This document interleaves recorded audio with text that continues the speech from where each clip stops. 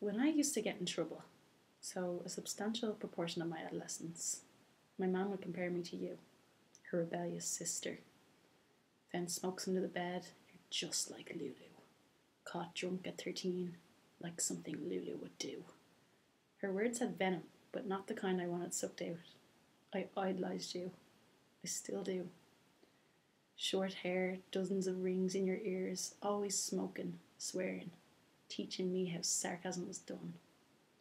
And oh, you could be cruel to those that annoyed you. Your words sharp like claws, sinking in, leaving sores. But she never gave me any scars, and not a lot could say that, because, well, you weren't the most patient. And I think I get that from you, this low threshold of tolerance for minor human stupidities and ignorance.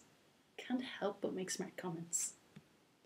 But it's not that you just went easy on me. We resonated at the same frequency. We were the same people in different bodies. I was your little protege. And as a kid, I couldn't get enough of you. A summer day well spent was one hanging out in your office. The highlight of every birthday was you bringing me Nutella pancakes, lemon on South William Street, the taste of chocolatey adoration. We'd have sleepovers in your house, me always in awe of all the puzzles and art and games you had, plus the utter privilege of one-on-one time. How lucky was I? Through to my withdrawn teenage years.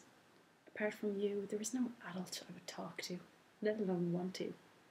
You were just so fucking cool. And now, this cruel phenomenon when somebody dies and you just can't remember all the good times.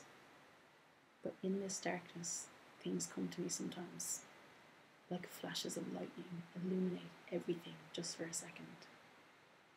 Buying me drinks on the sly, don't tell your mum. Sitting in the passenger seat of her smoky car, listening to R.E.M., The Thrills, Eminem. 15 years old, on holidays together. Me overcome with hysterical emotion at the realisation that nobody had brought a hairdryer. My hair would go curly, my life would be over. You, to the rescue, rubbed my head raw with a towel for hours, or so it felt like. Our short time as adults together, and I could finally do things for you too. Work in your restaurant when it was just starting out, for a way too low a wage that took you way too long to get round to giving me, but I was happy just to have been there. Babysit the kids we never thought you'd have, and had for too short a time.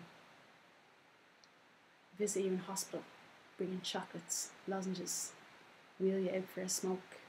You never did learn to give them up. The times you were back at home, help you out of the wheelchair, into bed, you slagging me for the worried look on my face, me terrified you'd fall, suddenly so protective over you. Bring you joints for the pain, or at least that's what we said they were for. Just end up with us getting whacked, laughing like maniacs while you read me your 2-year-old kid's bedtime stories and everyone else slowly left the room. God, I loved you.